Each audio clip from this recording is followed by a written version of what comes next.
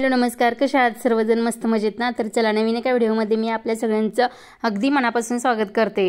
तर परवा माहेरी गेले होते बघा दिवाळीच्या वेळेस, आणि वहिनीने मला येताना अनारसचं पीठ दिलं होतं की गरम गरम करून खावा म्हणून। आणि बरेच दिवस झालं येऊन आता जवळजवळ 15-3 आठवडे झाले, पण काही करायचं झालंच नाही। तर आज शेवटी मुहूर्त लागला की अनारस करायला। तर आज मस्तपैकी असे अनारस बनवणार आहे। तर हे साखर घालून पीठ तयार केलं होतं बघा अनारसचं, आणि मी आणल्या लगेच फ्रीजमध्ये ठेवलं होतं। फ्रीजमधून बाहेर काढलंच नाही, तर डब्यामध्ये पॅक करून तसंच ठेवलं होतं। काही सुद्धा होत नाही याला, म्हणजे या पिठाला 1 महिना 1.5 महिना तरी काहीच पिठाला होत नाही आहे असं राहतं। तर फ्रीजमधून काढून एक 10-15 मिनिटावरती असं ठेवलं होतं, आणि थोडंसं घट्ट झालं हे पीठ। आणि त्याच्यामध्ये आपल्याला थोडंसं आता दूध घालायचं आहे, आणि दूध घालून चांगलं असं मळून घ्यायचं। जास्त पण घालायचं नाही एकदम, कारण एकदम पातळ होऊन जाईल ते। तर थोडं थोडं करून आपल्याला दूध घालून ह्याच्यामध्ये थोडासा मऊ असा गोळा तयार करून घ्यायचा आहे। तर एवढ्या पिठाला मी अर्धा पेला दूध घेतलेलं बघा, आणि थोडं थोडं करून असं घालून घेते। एकदम घातलं की एकदम पातळ होऊन जाईल ना, मग पातळ झालं की जास्त व्यवस्थित करता येणार नाही। तर मी असं थोडं थोडं दूध घालून चांगलं असं मळून घेतलंय, आणि असा गोळा छान तयार झाला बघा याचा आता। तर इथं बघा दूध घालून मळल्यानंतर ना तर लगेच करायला घेतलं, आणि जास्त वेळ असं रेस्ट करायला ठेवलंच नाही त्याला, कारण जास्त पातळ होईल म्हटलं। अगोदर थोडंसं पातळ झालेलं, त्यामुळं म्हटलं की नको जास्त वेळ ठेवले की अजून जरा पातळ होईल, म्हणून लगेचच करायला घेतले। आणि छोटे छोटे असे गोळे तयार करून घेतले बघा। अगोदर गोळे तयार करून घेतले ना म्हणजे पटकन करायला तर जास्त वेळ लागत नाही। तर थोडंसं जर हाताला चिकटत असेल ना तर त्याला थोडंसं आपण हाताला तेल लावून घ्यायचं, म्हणजे हाताला अजिबात चिकटत नाही बघा। इथं मी तेल लावून असे छान गोळे तयार करून घेतलेत। तर प्रत्येकांची अनारस करण्याची पद्धत ही वेगवेगळी असते बघा। तर मी अशा पद्धतीने बनवून म्हणजे करते अनारस। अगोदर गोळे वगैरे तयार करून ठेवते, कारण गोळे तयार करून ठेवले की मग पटकन असं करता येतं ना अनारस, म्हणून अगोदर गोळे तयार करून ठेवले। आणि कोण सुपामध्ये करतं, कोण प्लॅस्टिकचा कागद घेऊन त्याच्यावरती खसखस घालून तसं म्हणजे त्याच्यावरती करतं। तर मी इथं पोळपाट घेतले, आपले जे चपाती लाटायचं आहे ना तर ते घेतले। ह्याच्यावरती सुद्धा चिकटलं नाही अजिबात, आणि चमचा घेऊन आपलं खसखशीची पूर्ण लावून घेतले। हाताने लावलं की म्हणजे एका साईडला अनारसला खसखस असते ना, मग आपला जर हात का जर खसखसमध्ये बुडला तर वरती आणि खालच्या साईडला पण सगळी खसखस लागते, म्हणून मी इथं चमच्याचा वापर केला बघा।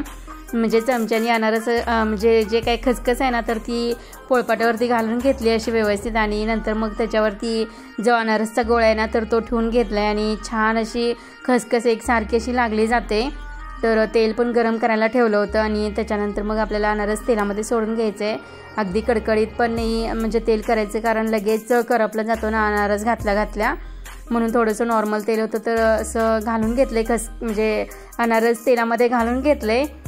तर आज सकाळी चहा पिताना लक्षात आलं की अनारसचं पीठ आहे करावं। इतके दिवस झालं करायचं म्हणते आणि परत विसरून जाते, आणि मग काय एकदा चहा पिलं की लगेच काहीतरी असं काही करायचं असलं ना तर होऊन जाते त्यातल्या त्यात काम। आणि प्रत्येक वेळेस मी आणि अर्चना असंच करतो, कोणतंही काही पदार्थ बनवायचं असलं ना तर सकाळीच बनवून घेतो।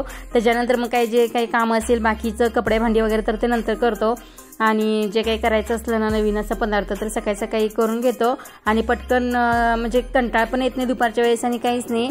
तर अशा प्रकारे आमचं सकाळी चाललं दोघींचं काम करायचं अनारस। तर अनारस भाजताना बघा एका साईडनी भाजायचा असतो, त्यामुळं वरची खसखस लावलेली बाजू असते ना तर ती वरच्या साईडला सोडायची, आणि फक्त त्याच्यावरती तेल टाकून असं अनारस आपल्याला भाजायचं असतं, म्हणजे तळायचं असतं। तर अशा प्रकारे मी इथं खसखस जी लावलेली ना तर ती बाजू वरच्या साईडला घेतली, आणि फक्त तेल टाकून असं म्हणजे जास्त पण करपेपर्यंत भाजायचं नाही, कारण तेलामध्ये जेव्हा तेलातून बाहेर काढतो ना अनारस तेव्हा सुद्धा त्याची तळण्याची जी प्रोसेस असते तर ती चालू असते, तर परत जास्तच काळपट होतं, म्हणून मी जास्त तळून घेत नाही, थोडंसं नॉर्मल काढून घेते, आणि नंतर जो कलर येतो तो अगदी व्यवस्थित येतोय। तर एकदम फास्ट अनारस कसे करायचे बघा, त्याची एकदम सोपी पद्धत आहे। आणि खसखस मी अगोदर घालून घेतले, आणि एकदम 4 अनारस मी एकदम केलेत, आणि 4ही अनारस सुद्धा एकदम तळलेत। तर अशा प्रकारचे 4 गोळे आहेत ना तर ते घेतलेत, आणि थोडंसं प्रेस करून असं एकाच वेळी कढईमध्ये घालून घेतले, आणि एकदम 4 अनारस तळलेले आहेत बघा इथं मी। तर अशा पद्धतीने सुद्धा केलं तर पटपट अनारस होतात बघा।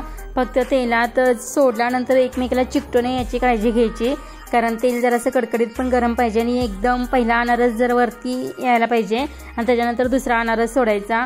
मग ते थोडंसं गॅपनी असं टाकून घ्यायचे अनारस, म्हणजे वेगवेगळे आपल्याला, नाहीतर मग सगळे एकमेकांना चिकटतात। तर मी असं थोडासा गॅप ठेवून असं घालून घेतलेले अनारस, त्यामुळे अजिबात चिकटले नाहीत, आणि एकसारखे असं तळून पण निघालेत, आणि कलर वगैरे किती छान आले। तर चालले आता मी तर सगळे अनारसचे जे गोळे होते ते करून नंतर प्रेस करून वगैरे दिले आणि अर्चनाचं काम चाललं तळायचं। तर आता बघा हा शेवटचा अनारस राहिला आहे आणि पीठ पातळ झालेलं, त्याला काही प्रेस पण करायला लागलं नाही, अगदी खसखशीवर असं फक्त फिरवल्या तो असा एकदम गोल छान अनारस तयार झालं बघा। आणि मस्तपैकी अशी जाळी वगैरे पण सुटली अनारसला। तर छान असे वहिनीने दिलेल्या पिठाचे आणि एकदम छान असे अनारस बनवलेत आम्ही आणि छान झालेत, एकदम कुरकुरीत खुसखुशीत झालेत आणि जास्त दिवस मुरलं ना, कारण आम्ही तिकडून जतोर नेताना लगेच केलं होतं, एक 2 दिवसच मुरायला ठेवलं असेल आम्ही पीठ आणि तेव्हा केलं होतं। पण आता जास्त दिवस पीठ मुरले गेले त्यामुळे एकदम छान खुसखुशीत असे झालेत, जाळी वगैरे पण अशी छान सुटली अनारसला आणि कलर वगैरे पण किती छान आले बघा। आणि जास्त काही असे मोठे मोठे केले नाहीत, तर छोटे छोटे असे केलेत अनारस आम्ही। आणि आता म्हटलं हे जाळीत काढून ठेवावं, कारण तेल याच्यामध्ये भरपूर राहतं ना, मग अशी जाळी घेऊन त्याच्यामध्ये मी असं पूर्ण व्यवस्थित असं ठेवून देते, कारण त्याच्यातून तेल आता 1-2 दिवस तेल थोडं थोडं नितळत असतं ना, मग त्याच्यामुळे असं हे ठेवून घेतलं अनारस। आणि कलर पण किती छान आले बघा अनारसला।